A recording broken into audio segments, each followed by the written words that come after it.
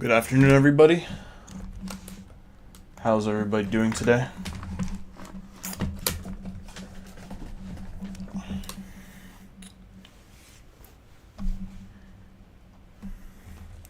Hope everybody's doing good today.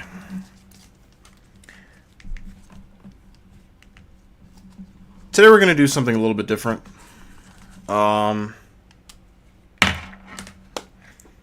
Hack Me. We're going to take a break from that.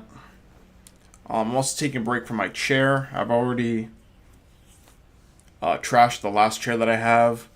I got a backup chair from the garage that my sister was using, but that chair just be creaking all the time. It's not really a good chair to use during a stream or during any sort of social interaction.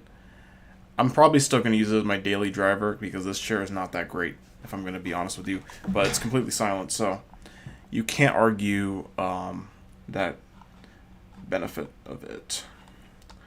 So this is supposed to be like 30 hours. It's Blue Team Labs Online or Security Blue Team or whatever you want to call it.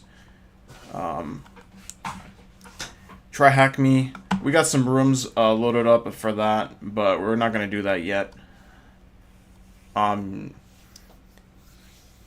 You all probably know that I usually do save that stuff for the end of the month because I put stuff off a lot, I procrastinate a lot, etc. But I got some time. I don't need to do therapy anymore, so I can just spend it doing this instead. So we're gonna have some time to do some training. So let's check it out.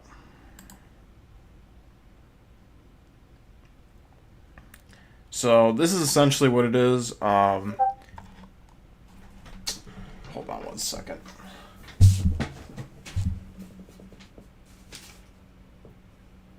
Okay. Yeah, my other laptop was blaring a little bit there. I was downloading something, that's why I had it open, but now it's closed, so yeah, y'all don't need to hear the Discord shit no more. Let's leave on light mode. I'm actually going to bring my new Ferrari glasses on. I usually hate Ferrari because of their gatekeeping, but I think in this case, Ferrari kind of cooked. They did a good job with these glasses for sure.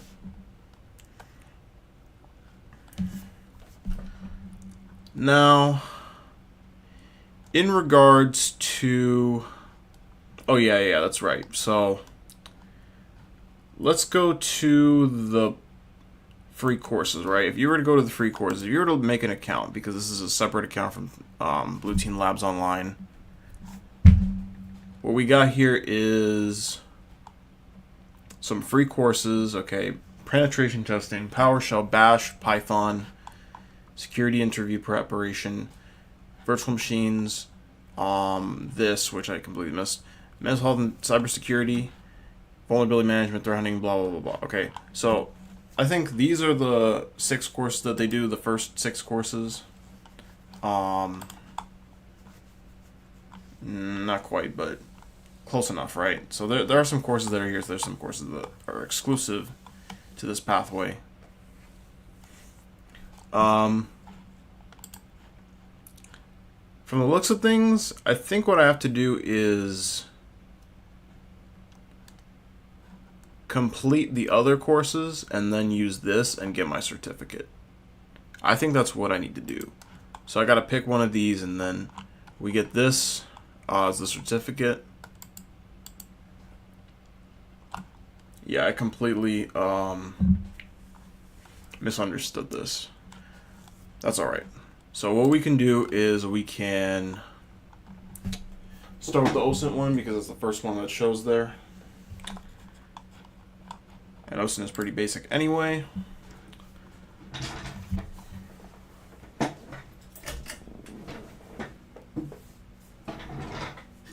Welcome to our course for open source intelligence. We will cover what OSINT is and why it is used by law enforcement, cyber defenders, malicious actors, and even businesses. We will also cover a wide range of tools. to help you understand OSINT better and provide hands-on skills and knowledge. Practical challenges. Below is a list of tools and services that this course will teach you how to use. Some tools or services may be missing from this list, so it will not be treated as a complete index for everything within the course.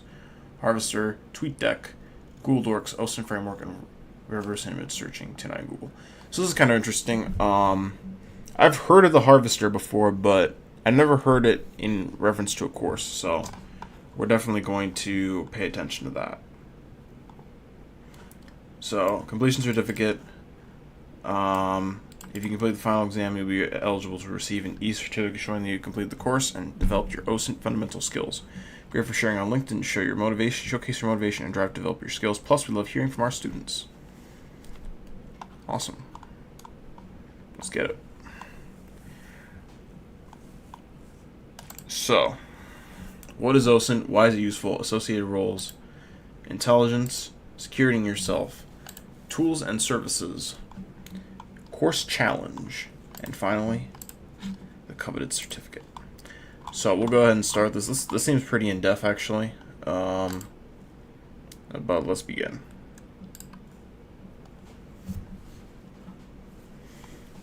What is OSINT, anyway? Open source intelligence is data that has been obtained from publicly available sources. OSINT is widely used within law enforcement work, cybercrime activities such as planning an attack, or for business operation purposes, such as checking out the competition. This course will be primarily focused on the application of OSINT tools and techniques for both red offensive and blue defensive teams. Let's explore some examples of OSINT data.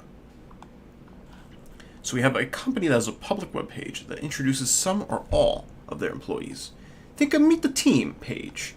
An attacker could use this to very easily gather a list of targets for social engineering attacks. Some sites may even include contact email addresses or phone numbers, which can aid the social engineering process dramatically. Oh, I know that's true. I mean, shit, I'm trying to contact recruiters and they don't always leave their email address on LinkedIn, so you gotta kind of guesstimate it. Job descriptions that leak information about a company's internal systems. Example, a system administrator role requiring experience with Windows Server 2016 and Solaris. Okay. Photos on social media that are geotagged. Man, this stuff would have been nice to know back when I was doing the project for, what was it called, for the pen testing for Springboard. That would have been really nice to know. That would have been extremely helpful. Photos on social media that are geotagged and contain device information in the metadata. Example, that nice photo you shared on holiday, we can find where that is, usually in a matter of seconds. And the device you took it on, we know that too. You can't hide anything from us. Reading a user's social media profile to build up a profile of them. Information such as the date of birth, locations, friends, interests, and family. This can be used to learn more about an individual, which is commonly done pre-interviews. The employees can get a sense of how the person will act in the workplace. Exposing cyber criminals. Whilst this begins to move into the threat intelligence domain, it is possible to use OSINT sources and social engineering skills to identify the true identity of cyber criminals and pass the details to law enforcement. Whilst this is out of scope for this entry-level course, it shows how powerful OSINT can be in the right hands. Yeah, Ryan Montgomery did like a talk at Hack Miami about how he used it to find, I believe, child traffickers, which is absolutely insane. He used like AI to change him, to like filter him to look like he's 14. I mean, sheesh. And I think I remember law enforcement didn't do anything for him. I mean, it's almost like the scam bait stuff. That's just what some people be doing, man. They just be trying to be a superhero. Instead of old people, it's children. So, that is definitely more noble in my opinion. We gotta protect our future as best we can. Why is it useful? An introduction to OSINT. Lots of people can benefit from utilizing OSINT for things other than stalking their exes. In this lesson, we're going to explore some different groups and how they could publicly use available information to their advantage. For the defenders, by looking at the information that is available on the internet, defenders can take steps to reduce this or implement other controls that will mitigate attacks or reduce their effectiveness. If an attacker was able to build a detailed profile of an employee, this could be very dangerous. However, if that employee has had security training, then they will potentially be better at spotting malicious emails and social engineering attacks. By removing information online that may aid an attacker, the defenders are reducing the attack surface, which is the total area that an attacker could exploit to gain access to internal systems. This activity is often referred to as conducting public exposure assessments. Examples include gathering information employees put on social media, identifying internet-facing assets, DNS checks, finding old login portals or websites, and much more. So, yeah, for the defenders, okay. And then for the... So we got to pay attention to the defenders part because that's who we are, or at least who I am. Because some folks may be in here and they'd be like, I'm red team, but they pretend they're blue team.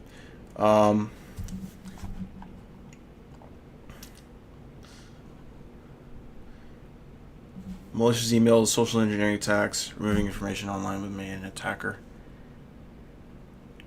Okay, so basically you're like trying to get to the information before they do, and then get rid of that information before they access that information. Okay, public exposure assessments. Perfect. Perfect. That's important. You know, if they don't know anything, they can't do anything. Information is power. Government and police organizations will use OSINT to track persons of interest, such as criminals, suspects, and terrorists. Profiling is the activity of collecting information on an individual to build up a picture of their personality and behavior. This can be used to predict where they will be at certain times. Oh, absolutely, it could be. Based on interest in previous locations. OSINT can be used to uncover the identities of cybercriminals that have poor OPSEC, operational security, the practice of hiding yourself online by dissociating your online persona with your real self. This can be used to help find missing persons. A great example of this is Trace Labs, a nonprofit organization that hosts online OSINT CTFs, which actually works to track missing people and assist law enforcement. So, one thing you're probably wondering is, you know, Taco's been doing TryHackMe for a long time. Why in the world? You know, probably forever, right? Because if y'all were to look on my YouTube channel,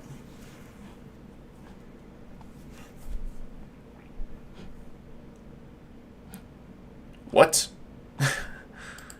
If y'all were to look on my YouTube channel, this is not the right one. The other one. Not that one either. Dang it. One of these days I'm going to get rid of this account.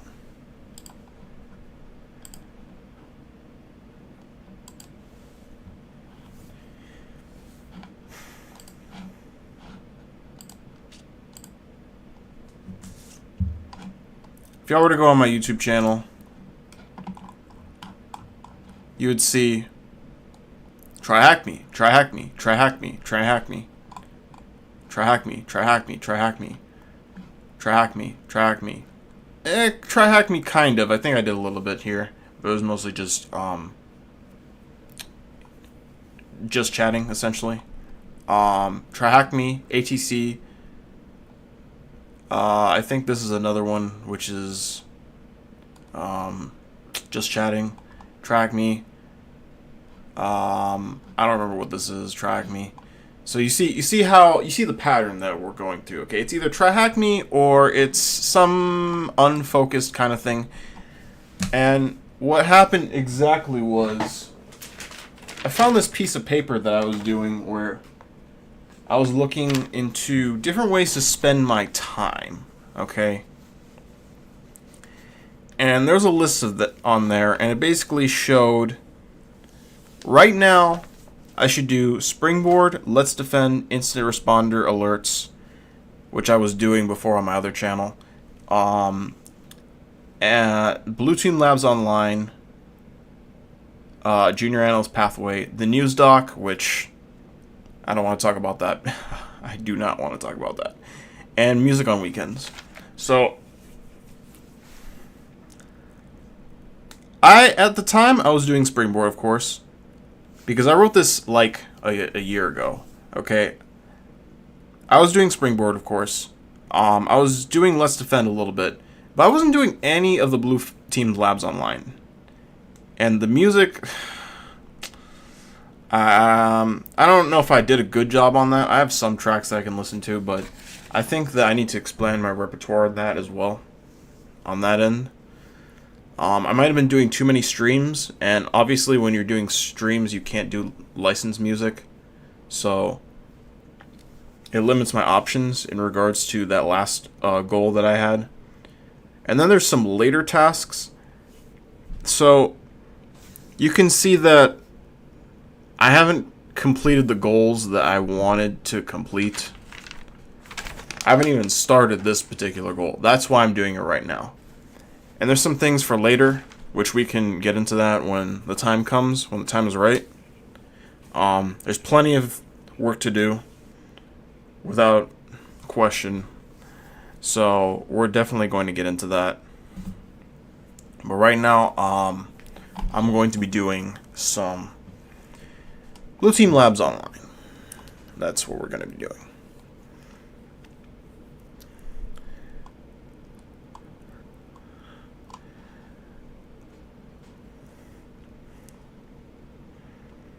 I want to do it for like an hour. An hour is a short stream, I know that. But it honestly doesn't matter to me because this is kind of just like a side activity. I may make it an hour and a half just so that the stream isn't too short. But yeah, we'll see what happens. If we're learning a lot, we'll keep on going. If we're not learning very much, we'll just end it at like an hour and a half. That's the plan. Because my schedule is full now. So we gotta keep that in mind.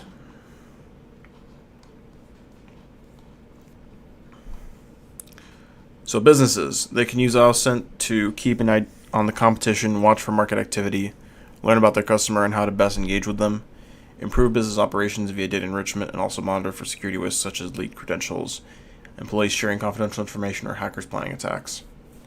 Okay. Monitoring the social media channels of competitors to see what they're doing well, as that can be used to bolster the company's social media marketing strategies. I mean, yeah, but they're probably thinking about that as well, and they're like, well, maybe we shouldn't do too much so that way our competition doesn't do it. So it just depends on, I think, what they're looking for, whether they're going to find anything really. As we previously mentioned in the last lesson, OSINT sources can be a great way to discover information about a target company or individual. By working out what systems a company uses, the right exploits and attack methods can be planned out in advance. Employee information can be harvested, allowing potentially effective social engineering attacks and spear phishing email campaigns to be conducted.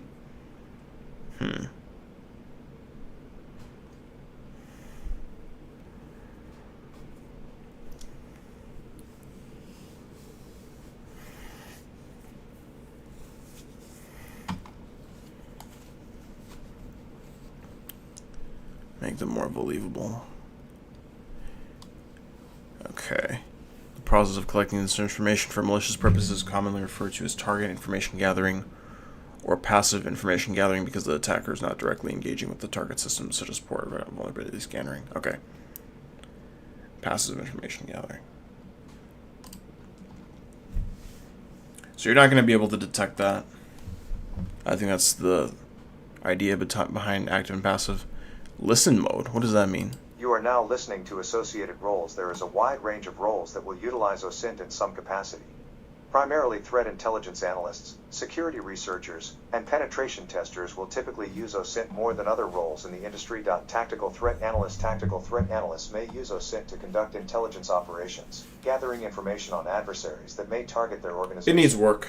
By performing malicious actor tracking, they can stay up to date with the latest trends and techniques used by these groups in order to implement defenses. They can also collect IOCs from OSINT sources and use these to conduct threat exposure checks internally. Strategic threat analysts may conduct threat exposure assessments, working to identify any information that the organization is leaking out on the internet.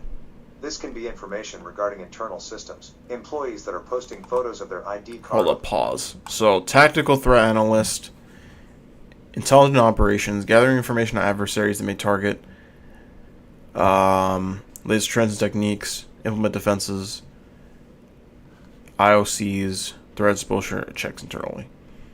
Strategic threat analyst may conduct threat exposure assessments.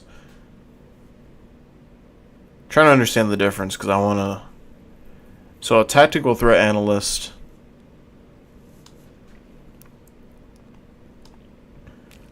can stay up to date with the latest trends and techniques used by the groups. Okay, so this is kind of like an offensive thing used for defense because you're looking for what the opponent is doing. So this is kind of like reconnaissance for blue team.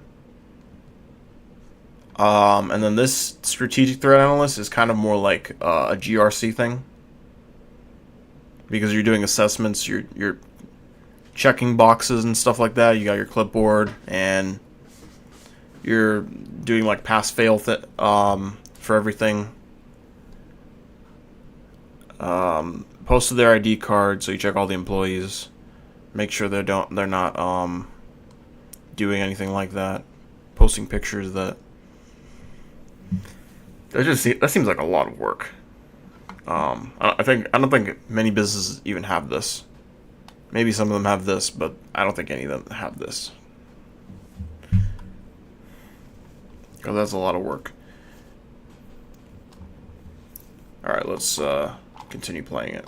Social media, which can be used by malicious actors to copy it for social engineering attacks, and other cases where information is present on the internet that could aid an adversary. Security analysts will use OSINT data for a number of reasons, such as checking the reputation of IOCs such as IP addresses, virus total, IP void, or email addresses and file hashes, virus total, IBM X-Force Exchange. Other use cases could include investigating fake social media accounts that are being used to launch social engineering attacks against employees. Vulnerability analyst OSINT is a crucial part of this role. Keeping up to date with the latest publicly announced vulnerabilities, following vulnerability researchers on social media, and information sharing is a really important part of the work these guys do. A great OSINT source is the National Vulnerability Database and using TweetDeck to monitor Twitter. What is TweetDeck? Is that like Stream Deck but for Twitter?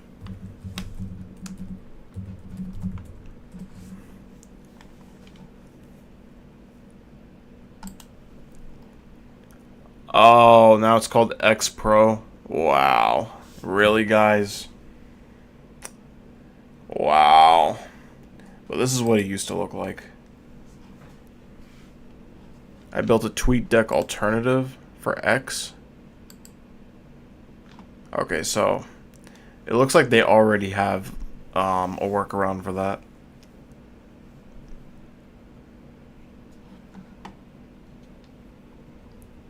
Let's see what people are saying.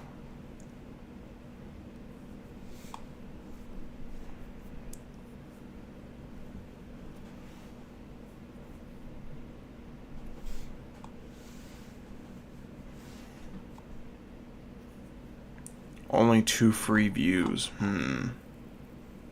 I wonder what that means.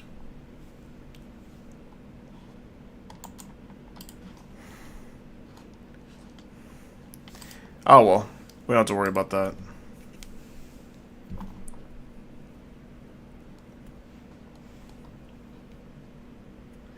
Penetration tester, red teamer. Offensive security specialists will use OSINT to gain information about their target company, such as internal systems and employee information. This will be used to tailor attacks, helping to reduce the noise they make and to make them more likely to succeed, resulting in a faster penetration assessment. Okay.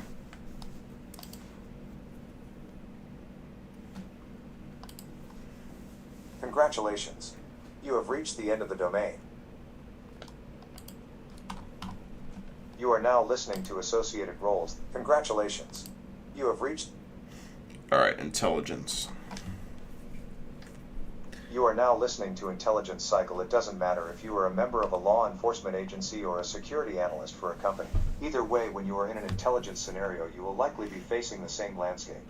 On one hand, you will have a huge amount of data that must be analyzed, and on the other, you will have a problem that must be solved. When dealing with this scenario, you need to take advantage of the massive amount of data at your disposal and use it to create an intelligence report. I'm gonna be right back.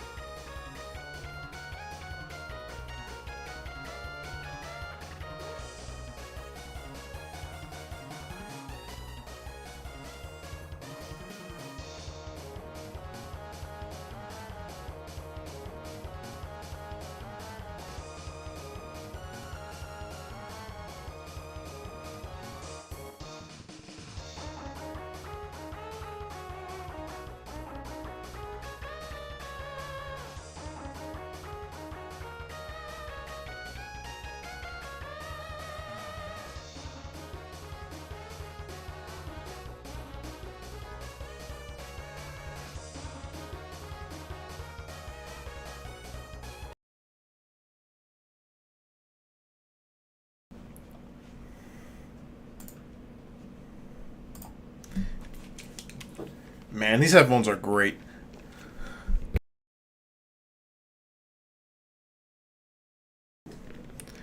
Man, these headphones are great.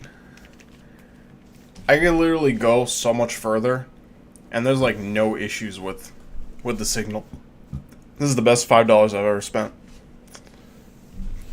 I fucking love the thrift store. I know they make insane profits off of reselling, but like, it's so much fun just to walk around, see a bunch of cheap shit that you can just like pick up, because like, you got places like TJ Maxx or whatever, but they don't have anything cool, you know? They don't got electronics. They just have stuff like water bottles and pillows and jars, and it's always super overpriced as well. But thrift stores they usually aren't overpriced. Usually they're priced properly, and you can get a decent discount on it. So yeah, these headphones were a good investment, because my other headphones, oh boy, they've seen far better days. Before, it was just like the pads on the over the ears that were getting messed up. Now it's the whole frame that's getting messed up. So it's a good thing I picked these up, because I really don't like the other ones. Honestly, I haven't retired them yet, but it's getting to that point where they're probably gonna get thrown away.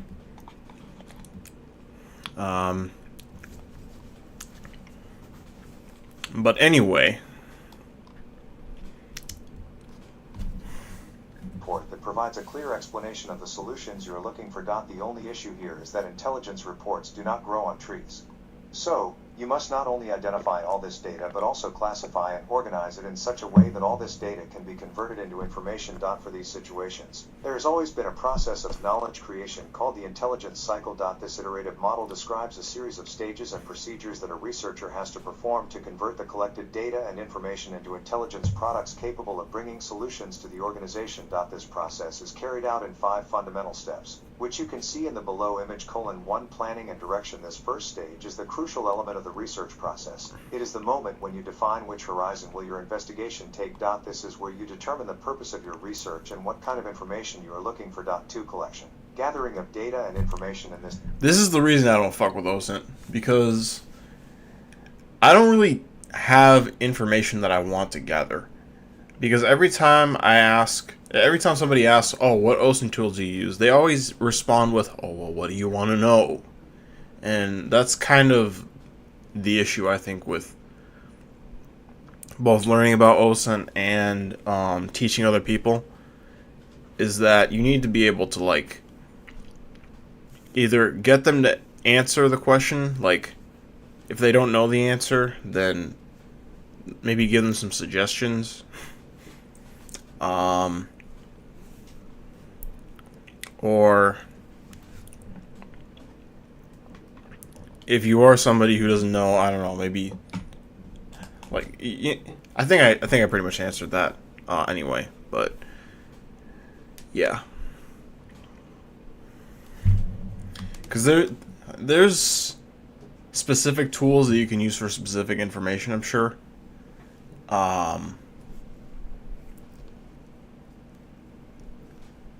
But I think that there's some tools that you can use for different kinds of information. So I think we have a ways to go in terms of teaching this particular topic. Second phase, your objective will be the identification of which kind of processes you will use to carry out the collection of such information. And then, using all the techniques you know, obtain the data that will help you carry out your intelligence operation. 3 Processing of data and information. In this phase, you will take care of all that was obtained in the previous. Pardon this interruption again. I'm just gonna shill for a particular product. Glass cups. Man, they're kind of lit because I just dropped one and it shattered into a million pieces, and cleaning up was a pain in the rear end. And the reason why I broke the glass, because dropping a glass, you don't really do that when you're an adult. That just doesn't happen. But what can happen is that the glass tipped over. But that's not necessarily what happened either. What I did was I had my phone connected to my computer, or my laptop rather, and I tried to grab my phone, but it just, instead of disconnecting from the computer, it just carried the computer where I was dragging my phone over. And then the computer fell, and the glass was right next to it, so the glass fell too. So glass fell, and then the computer fell. And so the computer that already had pieces of the trim falling off now is even more broken. But it's still usable, so I'm still using it. But yeah, that's one of those things that I need to replace, because this computer is, I mean, look at this. Look at this battery. It's at 83%. And it's not charging. The battery health, 34%. This battery's cooked. I mean, what more proof do you need? 34% is crazy. The battery health of my other laptop is 80, or, no, so I think it's actually 90%. So, this battery's very much cooked. And honestly, I don't really like this other laptop that much either, because it's not really a good consumer laptop. It takes abuse, but it's not invincible. There's a lot of, like, different weaknesses that it has. If you're trying to put it in, like, a tight area, like I had it in a suitcase, I think. Certain pieces of the trim, they just fell right off. And then, after that fell off, the the rest of the laptop started kind of splitting. Like that part of the trim started splitting. So it's not perfect. It's a rugged laptop. You know, I got it, and I wanted to know what it would be like owning one that was used. It's not as good as it looks. It looks like it's super tough, and it can take a lot of abuse. Not really. I think I want to try the ThinkPad. I don't know what my plan is for that necessarily. Once I figure out that I absolutely need to replace this computer, I'm going to go ahead and get the ThinkPad. Start trying to figure out, what's a good model, how much RAM can I put in it, how much storage can I put in it, so I can get pretty much an exact replica of this. Does it have a graphics card that I can use? If not, I don't know. That could be an issue as well.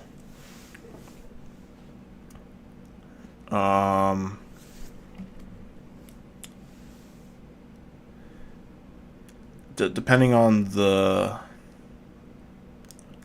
cost of graphics cards, but I'm gonna worry about that later because right now we don't need a graphics card. So it's a lot to think about. That's for certain. This process. Here your objective is not only the visualization of the information, but also the application of decoding, decryption, validation, and evaluation techniques that will allow you to filter the huge amount of information you obtain, to identify useful data for your research. For analysis to produce meaningful intelligence, this is where analysts can show what they really are. Here you must compile all the information you filtered in the previous step to obtain the solutions to your initial problem, as well as the creation of a coherent intelligence product, report, conference, etc. That allows you to clearly explain the process you recently carried out. 5. Dissemination of intelligence to the clients. And finally, we have the final step. Here you must deliver the product you developed throughout the process to the stakeholders, individuals or groups, that requested it. This will help these people make informed and appropriate decisions when tackling the original problem. That is all about the intelligence cycle. Now you know everything you have to know to carry out an intelligence process and succeed in the process. This seems kind of similar to a sim. Congratulations. Wait, it just went on to the next one? Domain. Congratulations. You have reached the end of the domain. Congratulations. You are now listening to Okay, I don't know why. Just relax. Alright, so you plan to make the sim, okay. Then you collect the data, or you plan to which data to collect for the sim. Then you actually start it up and make sure it's working. Then you process it, then the sim normalizes it, so it makes it all readable. Then you figure out, this is like the SOC part, you analyze it, and then you put into a ticket. So it's actually pretty similar to how the sim works in a SOC. Congratulations. Alright. Secure yourself online. You are now listening to online tracking. A common thought that exists in the security community is that OSINT operations are completely invisible, and at no time will the individual or organization you are investigating realize who you are. This is why this kind of investigation is called a passive operation. However, something you should know at this point is that nothing is private on the internet, and since the moment you enter into your trusted search engine, your browser is giving your information to the websites you visit. After all, every time you interact with your browser, either by accessing a website or downloading a file, it delivers a small amount of information about itself, data that not only allows the website to know what type of configuration it should use to display well on your screen, but also data that can be used to identify you. Fingerprinting. Do you remember that first moment when, after visiting an article in a web store, you surfed to your social networks and found an ad that displayed it again on the screen? I gotta say this as well. I have a block scheduled every day for an hour of this. So right now it's 3:59.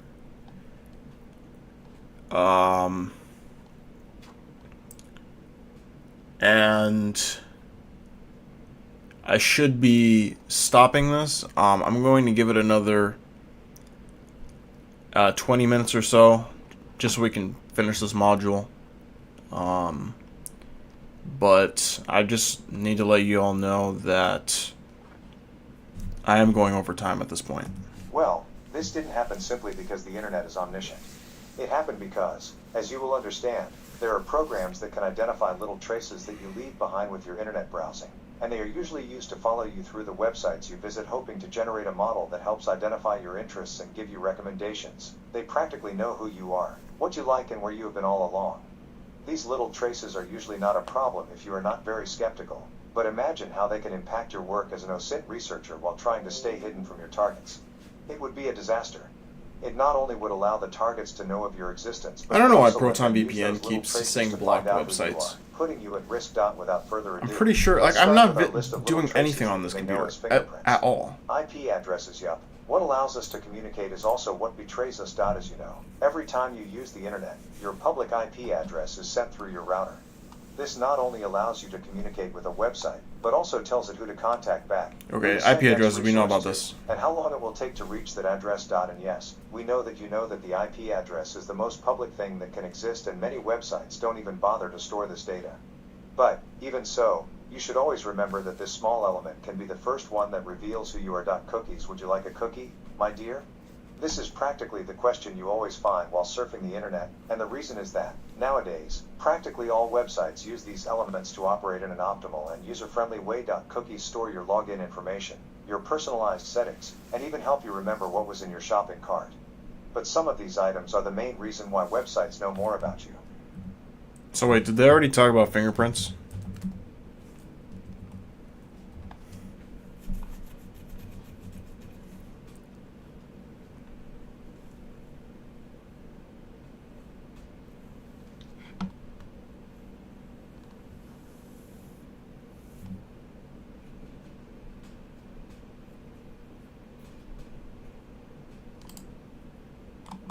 Okay.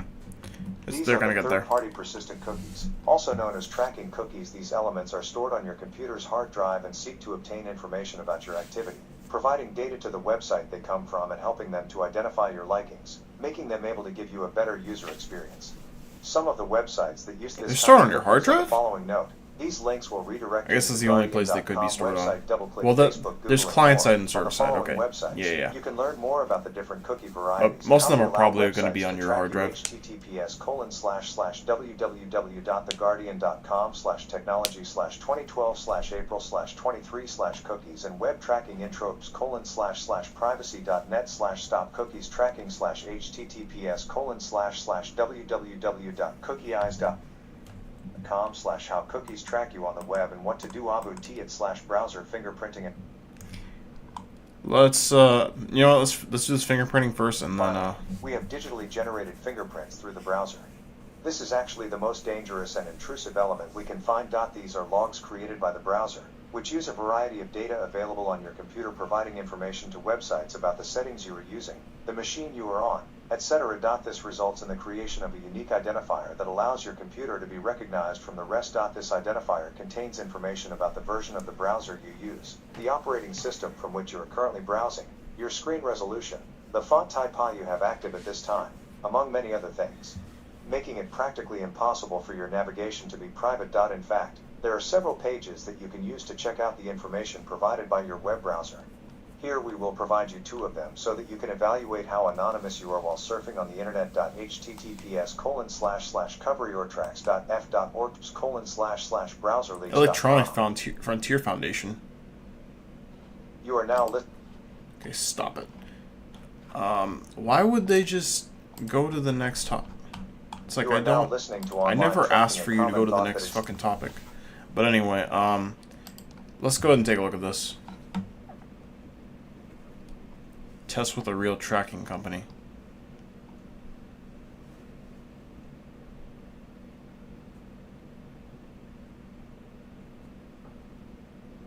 Okay. Let's see.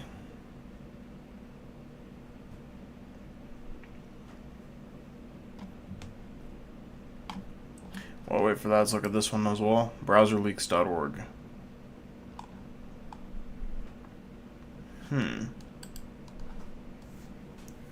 Is your browser blocking tracking ads? Your browser has a randomized fingerprint. It has some gaps.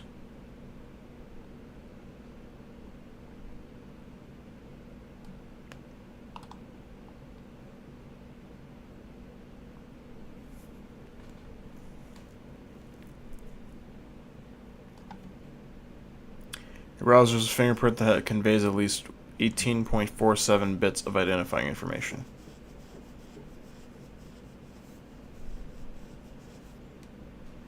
I mean, couldn't you just get like a fingerprint that's just extremely generic? Wouldn't that be a little bit easier? Or a little bit better?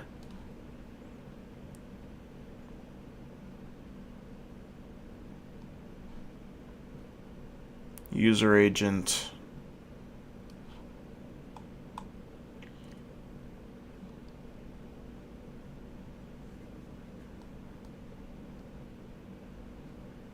Accept headers. How's using your fingerprint?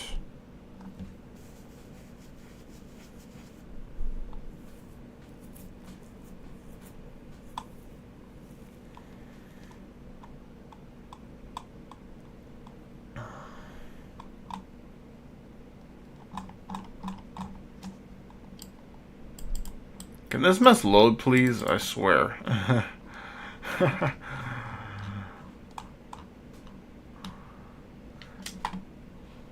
4 gigabytes of memory.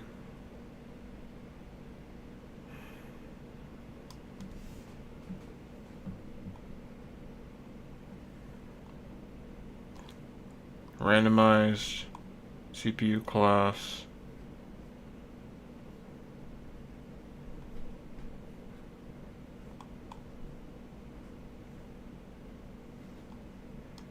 Auto context fingerprint.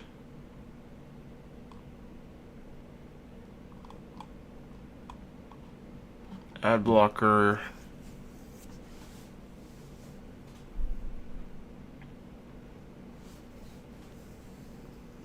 Just add a little information to your fingerprint that can be minimally useful, making you identifiable. Touch support.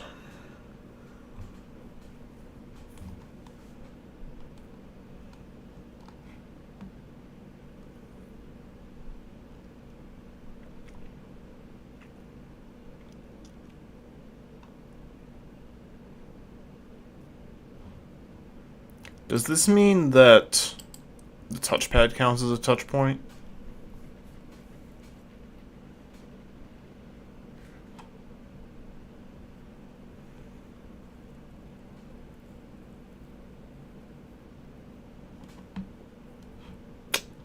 Why did they do this?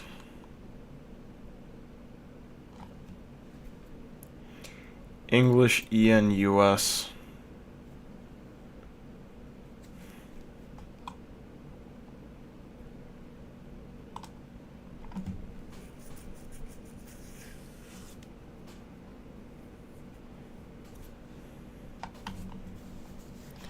DNT header enabled, false.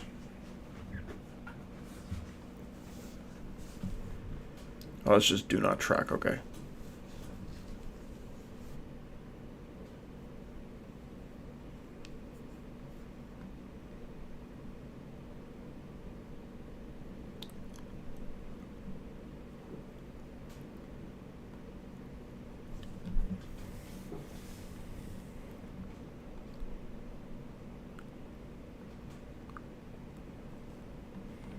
Alright, there's a lot here. We're not going to look at all of it, but there's a lot.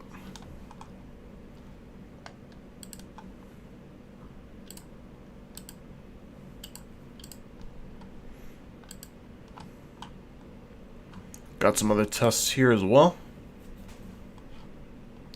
You are now listening to anonymization. After what you have just read, you must be asking yourself, but if every time I use the internet, I have to give information to the website I access, how can you talk to me about anonymity? And it's true, we can't talk to you about anonymity. because you can never really be 100% anonymous while using the internet.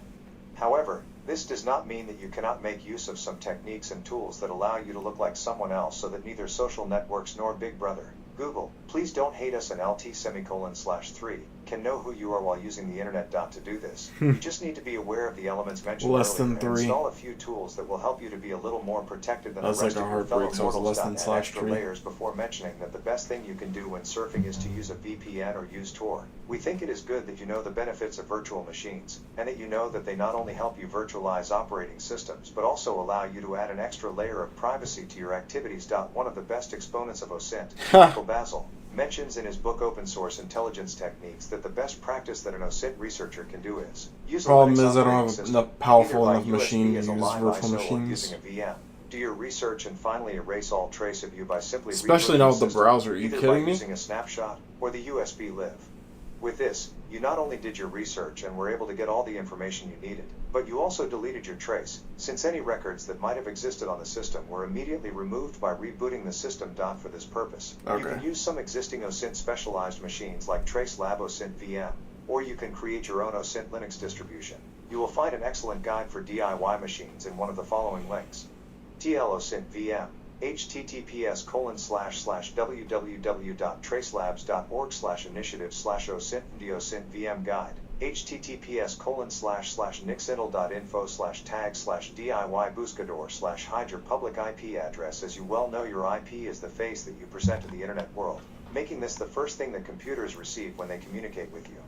For this reason, being able to use a tool that changes your IP will be a decision that will not only help you keep your online identity protected, but will also allow you to navigate the internet a little more privately. For this, you can use tools such as Tor browser, covered in our Introduction to Dark Web Operations course, or a VPN, virtual private networks. VPNs are an essential tool for anyone who wants to conduct an investigation. Not only does it allow you to hide your IP address from strangers, but it also adds a layer of encryption to all your communications, which helps a lot to maintain your privacy. To give you a better insight into the VPN selection process, here is an excellent guide for choosing your own VPN provider. https://www.secjuice.com/ I already have a choose VPN. virtual We're good. private network VPN provider / extensions for the win. Another tip you can use to reduce the amount of information that websites obtain about you is to install extensions that block this activity. That will practically close the possibility that websites can track you or run unwanted scripts on your computer. Some of the most recommended extensions for this purpose are the following: User Agent Switcher and Manager. Spoof your browser user agent string to a custom designation. No script allows JavaScript, Java, Flash, and other plugins to be executed only by trusted websites of your choice. Privacy Badger stops advertisers and other third-party trackers from secretly tracking where you go and what pages you look at on the web. Unblock Origin filters requests to display adverts and prevents your browser from retrieving and displaying marketing content. Cookie Auto Delete automatically delete unwanted cookies from your closed tabs while keeping the ones you want. Sock Puppetry. And finally, the best way to keep your real person separate from your digital person is by using sock puppets. These tools are practically the best friend of the intelligence team. Give or take a word or two, sock puppets are alter egos created specifically to carry out various types. You know, with the cookies, my other laptop has a version of LibreWolf where every time you close the browser, all your websites, you get logged out of all of them. So it's fine for me because I have a password manager. I don't really need to worry about that.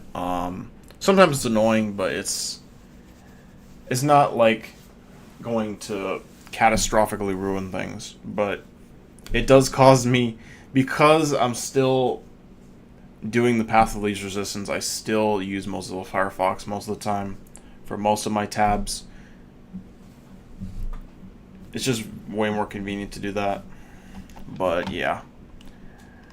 Let's continue. Of projects or research. The purpose of these accounts is nothing more than being a false identity that can come into contact. This is one thing I want to do. I want to use misinformation. Networks. Below, you will find some of the best guides on the internet to build your own sock puppet and the best advice on how to not build one. Welcome to the sock jungle. https://youtube. Welcome to the sock jungle? What are they talking about?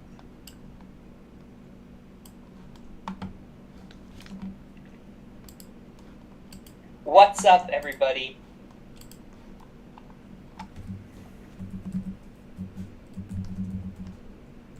It doesn't say welcome anywhere. Welcome to the sock jungle? What are they talking about? Sock puppets.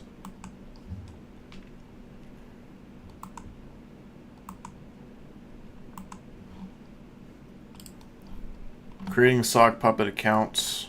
Alright, we'll go ahead and save this for watch later. Definitely gotta take a look at that because 14 years old? Whoa. Every time I see a Guardian link, it's always this article is more than X years old. Every single time, I swear on my life. At least they're honest about that, but sheesh, bro. Guardian, Guardian, Guardian. Why doesn't nobody make articles on the Guardian no more? I don't know. Alright.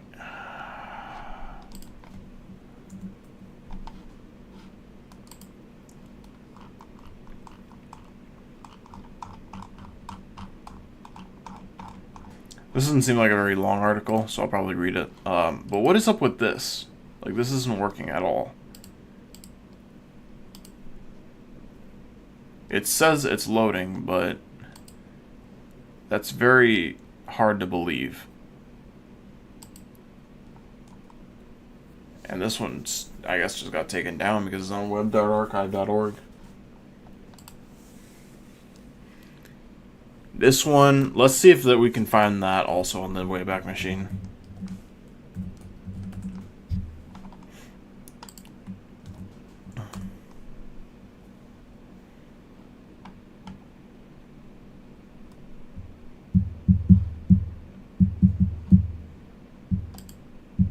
Might be better to get this than to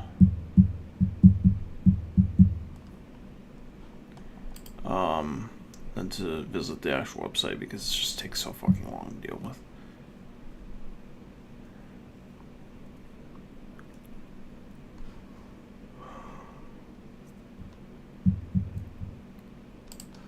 I wish I could support it because this is an extremely useful service that they provide. Definitely one of my favorite websites on the internet. It's not working.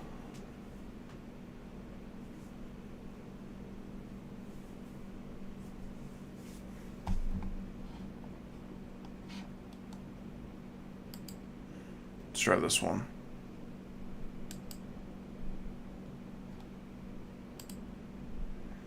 Okay. We're gonna wait for that. Also not working.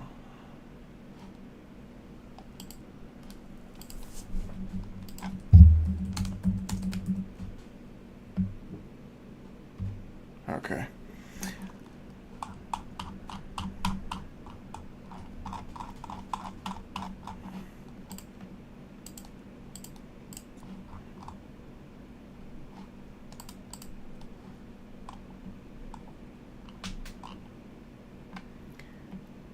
It's very unlikely this was updated.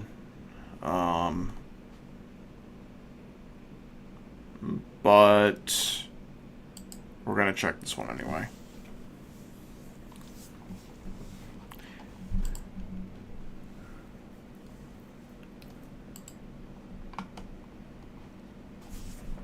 b/vadp6xoc8m The Art of the Sock. https://www.seduce.com/theartofthesock/creating an effective sock puppet for OSINT investigations. You know, I do have feedback. https://web.archive.org/web/2021. Never mind. I don't have feedback anymore. I'm not submitting a ticket. No, I'm not doing that. /jcrebs.com/2018/11/02/sock puppet/sock puppet account creation. My process.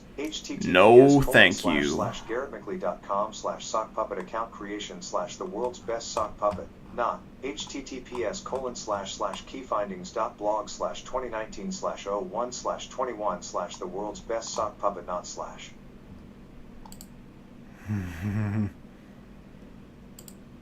Congratulations. You have reached the end of the domain.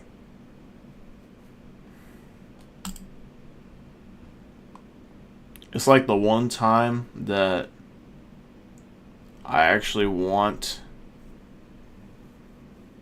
to it to go on to the next thing. It doesn't do it.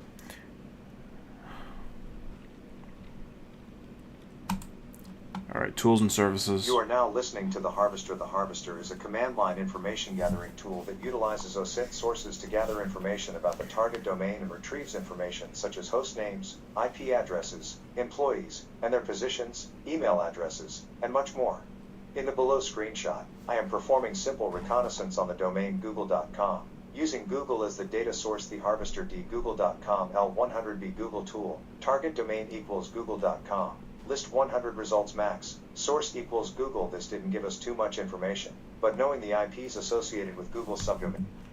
Let me read this for Jesus fucking Christ. Harvesting results, no IP addresses found. Emails found, no emails found. Hosts found in search engines. This.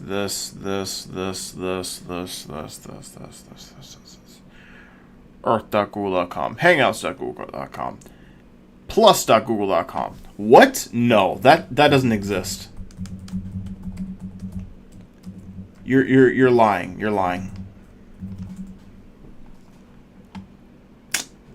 Shut the fuck up, bro.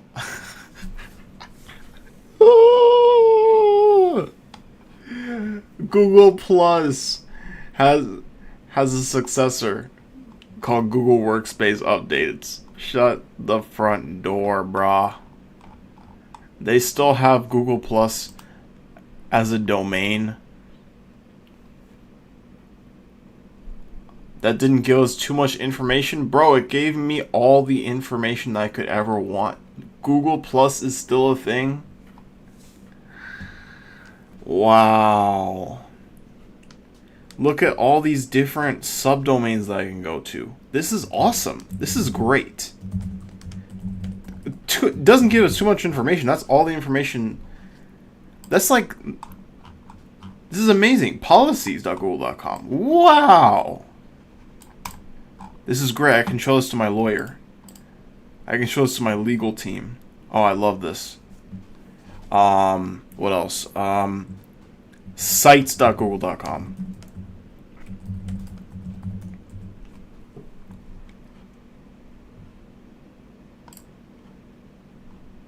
Oh, this is to make a website? Okay.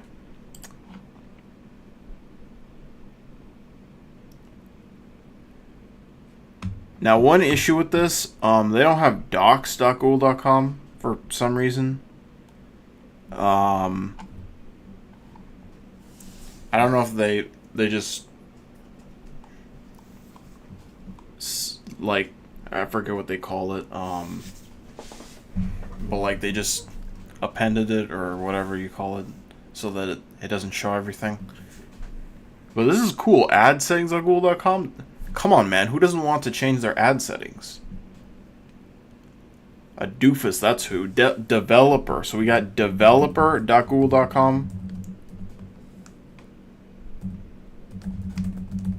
We got this. And we also have develop... Oh, well, that just redirects to developers. Okay. Never mind. Well, this is good. This is good. I mean, they don't have docs, but... I mean, you can't ask for the world, right?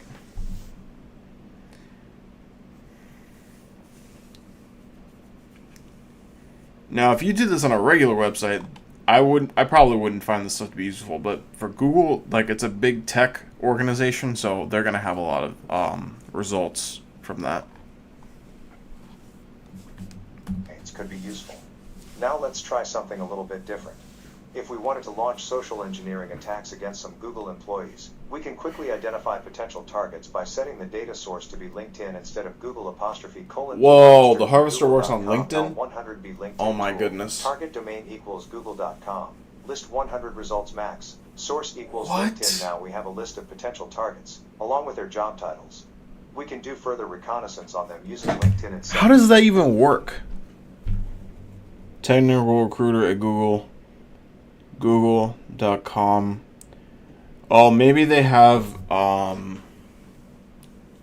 website Line Cook, Google.com. Yeah, maybe they have this website on their profile instead of having Google like as the company they work for. That's crazy. And build up a profile on them using a tool like Maltego. Then we can launch spear phishing attacks as part of a threat simulation engagement. Try using the harvester with different domains and different data sources. You can access the help sheet for this tool by using the command harvester within the command line. This will show you the data sources that are available and other arguments to retrieve specific data. See, this OSINT is cool. The OSINT that you do with freaking Google and Yandex and whatever the crap else, that OSINT sucks, bro. That OSINT is garbage. This OSINT is dope. I like this. This is a good start.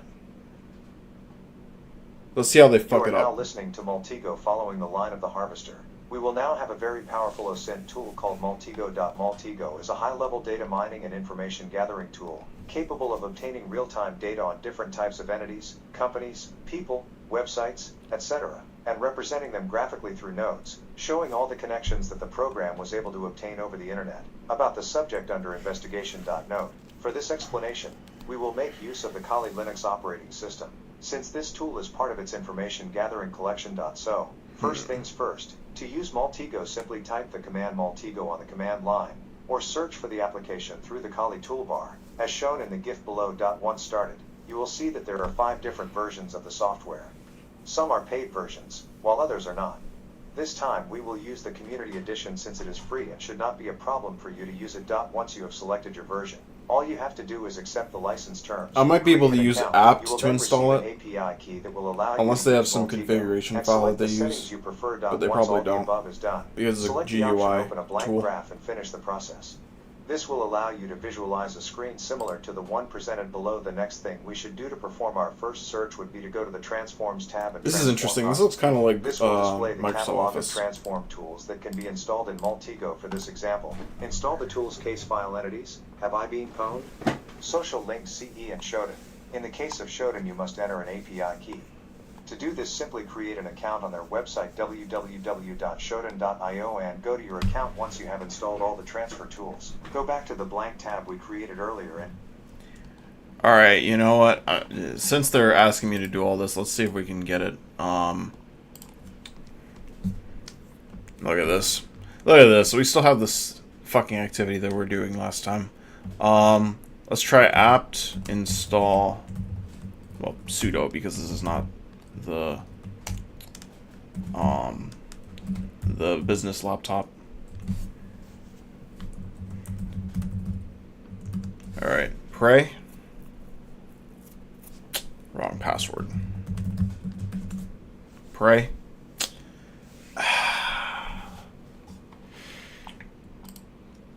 Not cool. Not cool at all. You hate to see it. See? This was the catch, brother and sister. It's from around the world. This is the catch.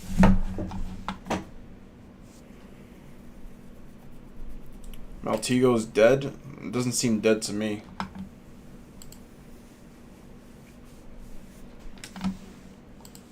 Wait, let me see what the details here. Community Edition is too limited for serious research. Okay, so we can still use the Community Edition. How do I get it on Linux?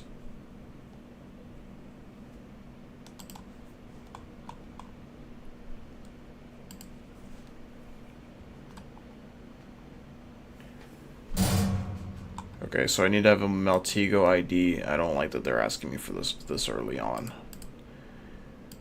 You better have...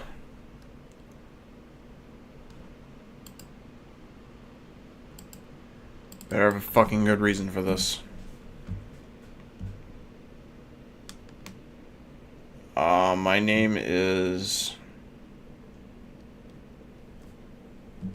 Robert, Kawasaki.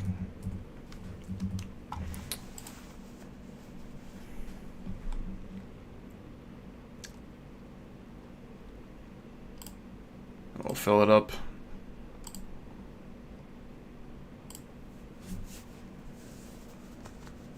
If they look at it for 2 seconds, they'll figure out it's fake, but whatever.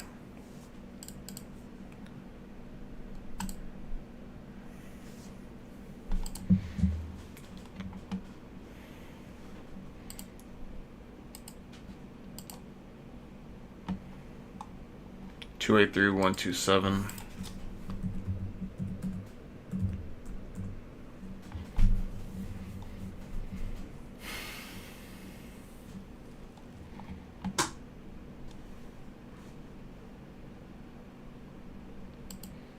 Confirm. Hopefully this will work.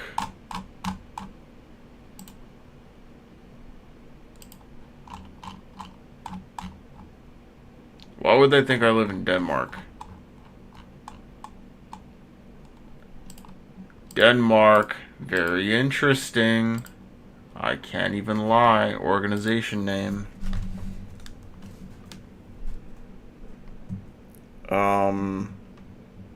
Rizzo, or no.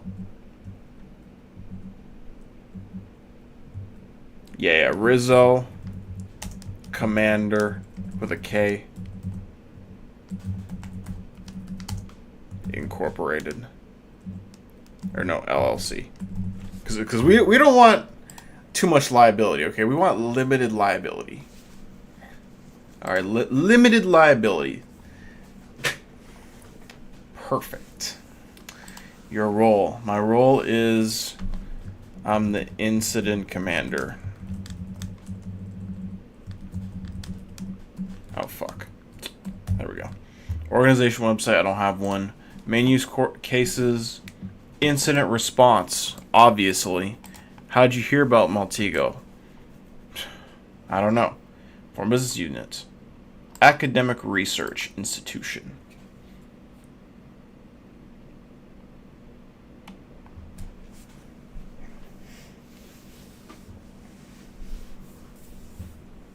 Plan basic. Admin. Users. Products. Data.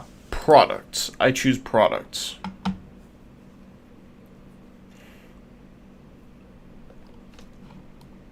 I choose download. Ah, see? See, this is where things get fucking stupid. Look at this.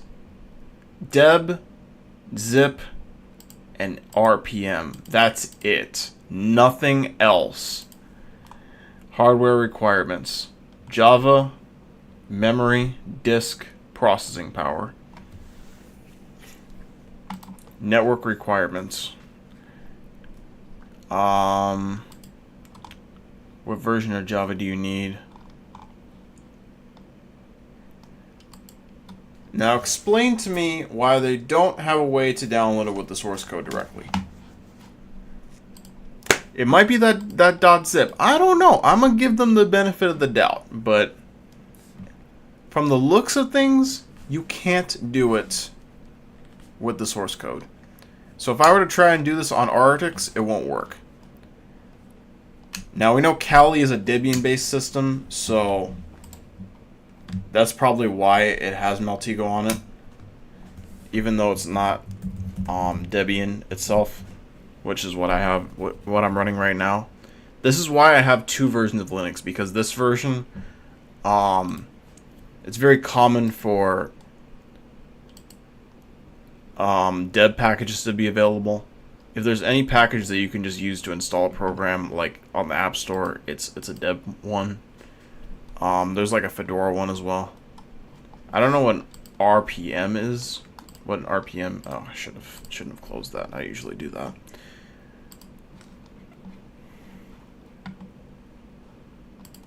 Yeah, .rpm. What is that? Is that for Mac or something?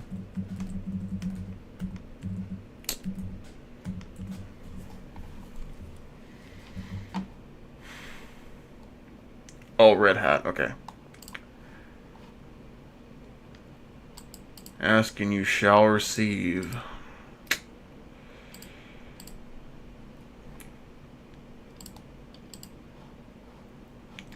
So let's see if we can actually run it. Where is this located in? I like that KDE has the K before a bunch of their programs. That is just awesome.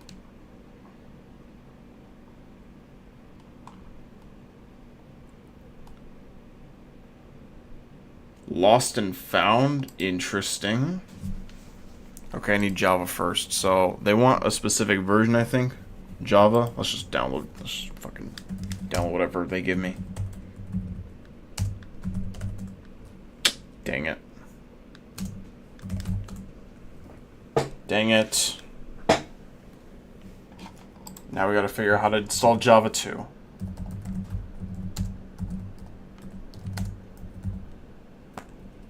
Ubuntu is fine, I guess. Java runtime environment on Ubuntu.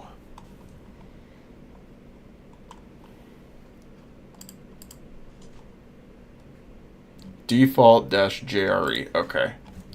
We finna try this.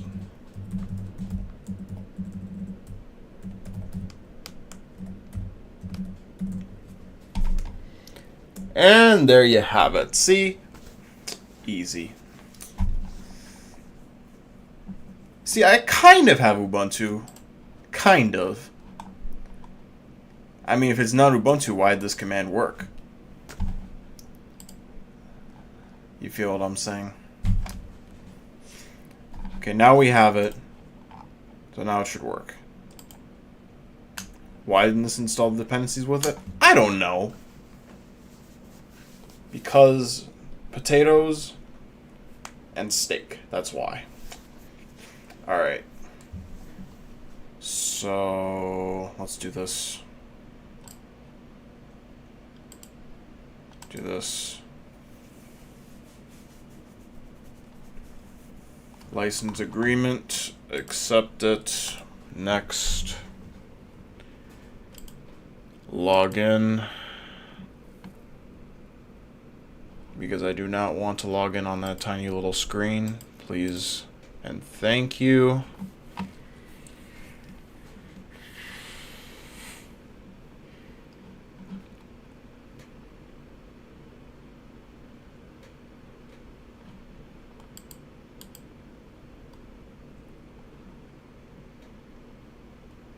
Huh.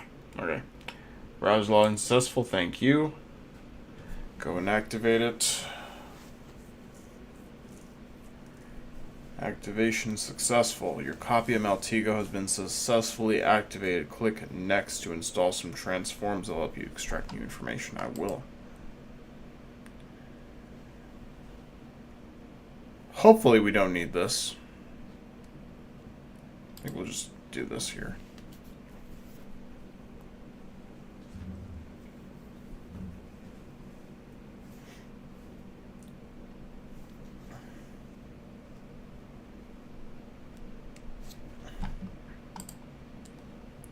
Please accept the following disclaimers.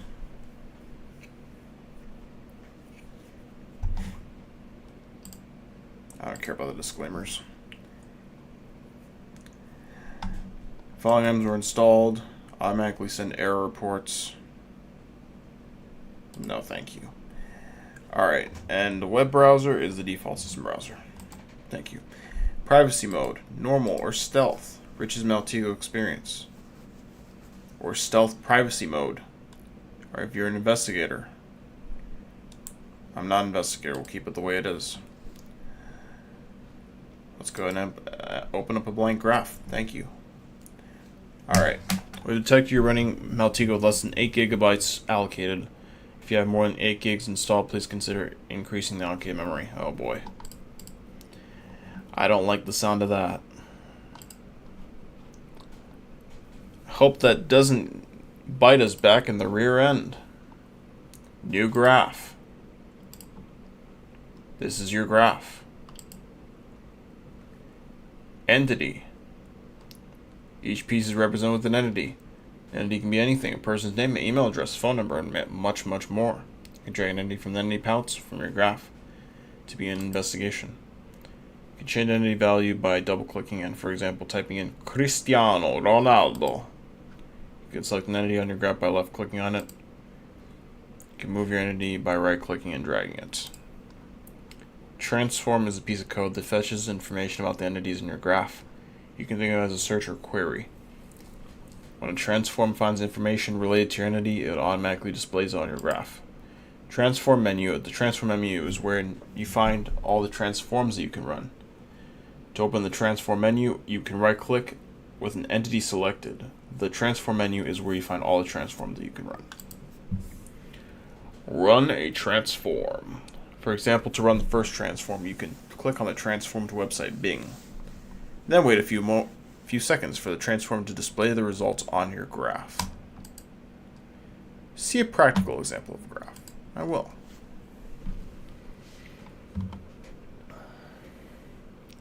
Look at this. Looky here. We got a lot to look at. So we got one IP here. How do I scroll? Is there a way to scroll? No? I think I have to use the page up and page down. That doesn't work either? What the fuck? Oh, use this. Okay, there we go. Alright. That's actually better. So got an NS record for this IP located in Scottsdale, GoDaddy.com LLC. That is the host provider. Meltigo.com. IP addresses. I think those are the IP allocations that they have. I don't know how the fuck you would figure that out, but thanks, I guess. The identifier for record keeping, and then Amsterdam, Netherlands, Finland, Microsoft. So this is the host provider. That's the MX record. So this is all Meltigo.com. Okay, so this is all just one website. DNS wildcard, www, more IP addresses, GitHub incorporated Fastly.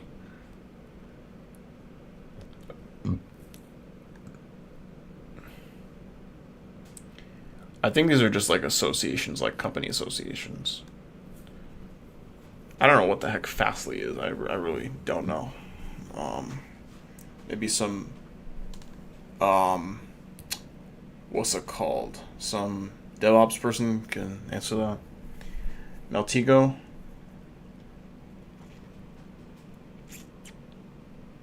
Cambridge. Frankfurt am Main, Germany. Reach. Customer route. Amazon CloudFront. Perfection.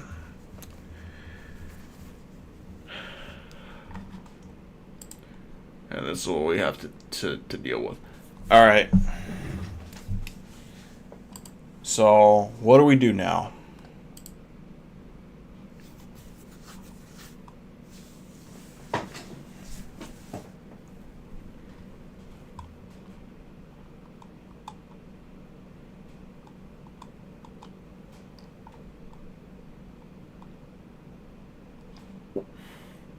Transform hub. Okay. Transforms tab. There isn't a transform hub.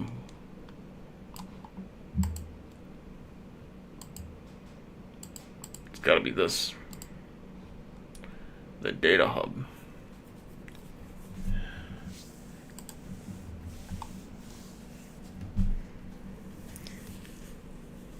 This is crazy. This feels like Windows XP, brother. I mean, this... I keep saying brother, I should be saying family. This feels like Windows XP. Like the updates, the update screen back when I was using Windows XP. That's what this feels like. It's really like a time capsule. All of this feels like a time capsule.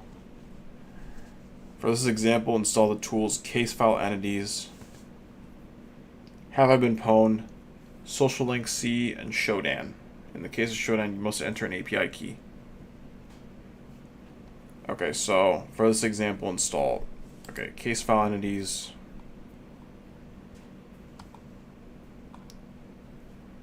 What I have to do? Search for it? What is this? How do I find it? Oh, here we go. Shodan. Install this. Yes. What?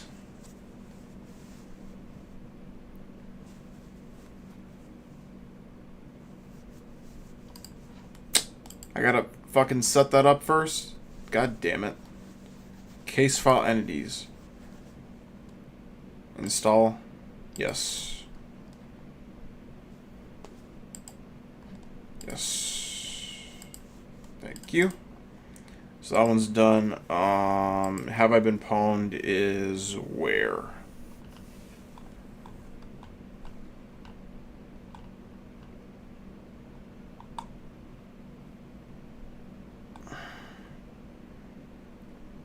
Have I been pwned? Where are you?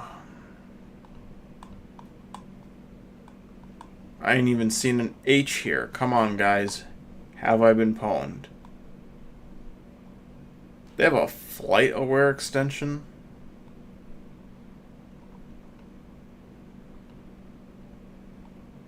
They have a lot. This is no toy here, bro. They got a few things here. Maybe I search here. Ah, finally found you. Alright, have I been pwned? Let me grab that real quick. Yeah, baby. Let's go. Alright,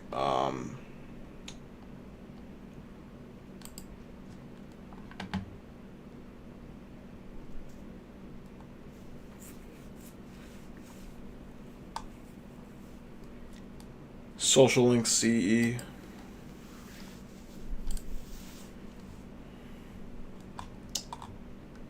Can I not sort this? This is not very fully featured here.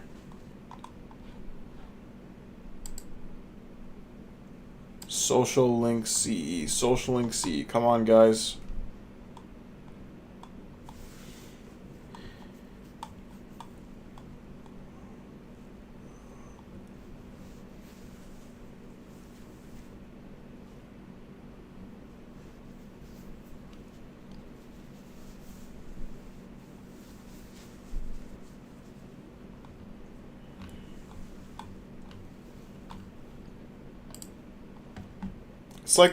It's like an eye.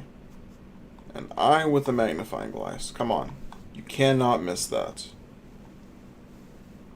There it is. Okay. It's way easier to find the picture than it is to find the name. Come on, just let me install it, please.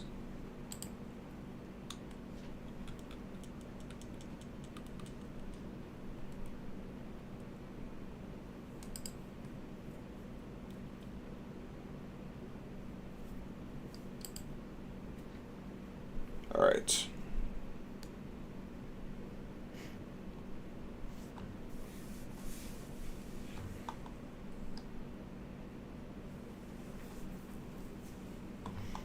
So, last but not least is Shodan. We'll go ahead and get that going. I almost spelled Shadowin, which would not be correct. Shodan. The Internet of Everything. Let's log in.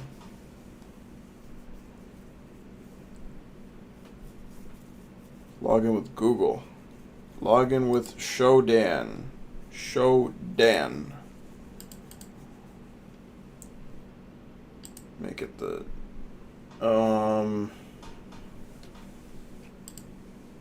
yes. Yes. Email is the same as the username. Create. Was it a mistake to subscribe to the newsletter? I guess we'll find out. Are you serious? I just made the account.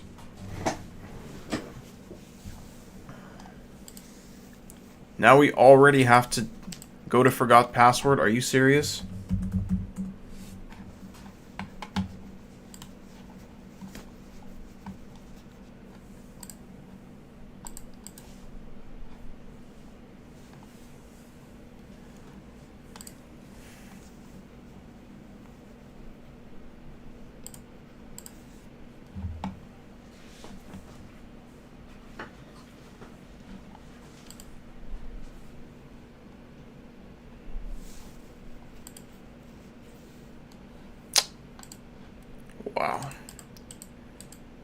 This is going well.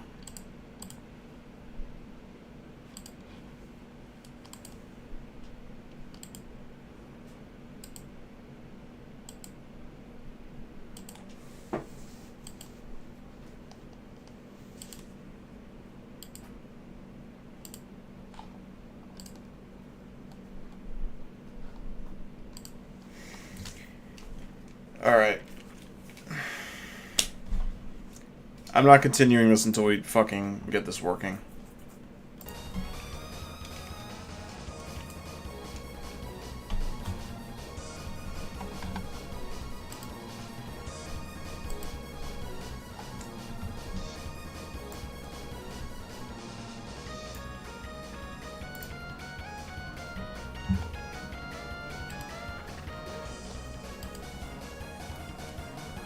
Success. Doesn't seem very successful to me.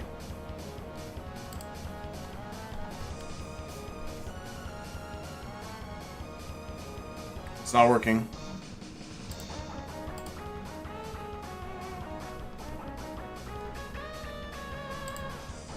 Maybe the registration failed and I gotta do it again.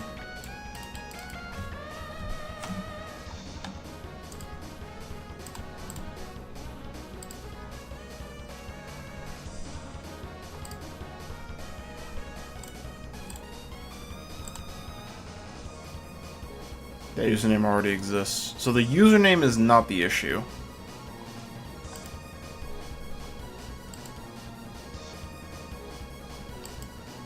And the email isn't the issue either.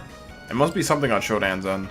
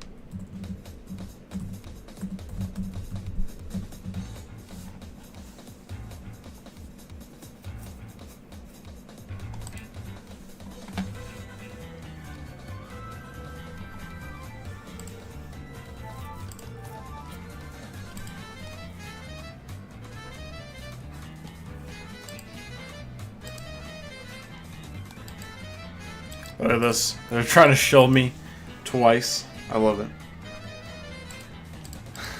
So shameless.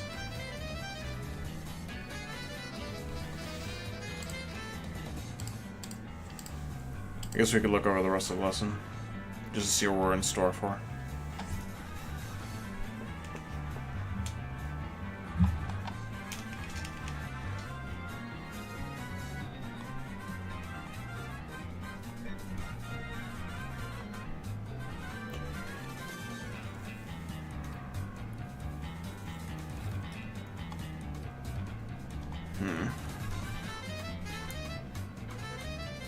The rest is up to you? What? So wait.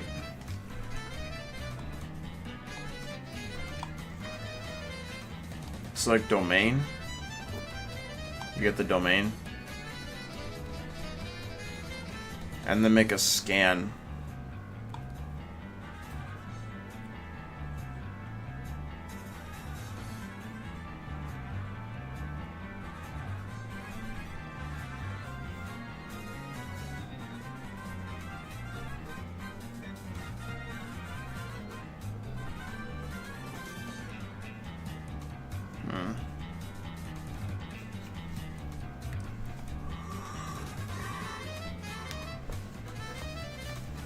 I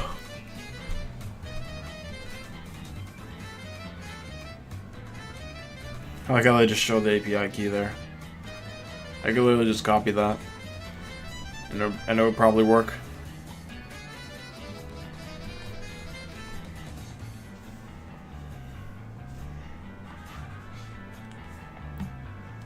Wow, guys.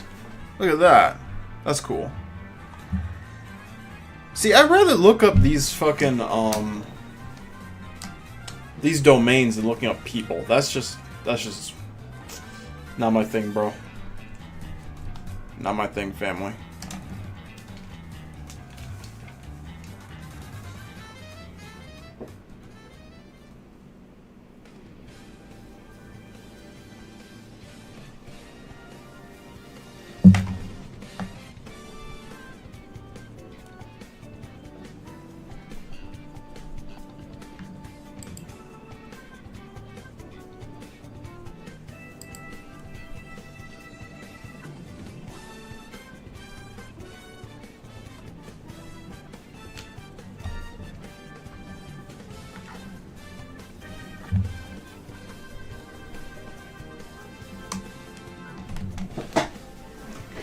Well, I got some unfortunately, I have some other things I need to do today. But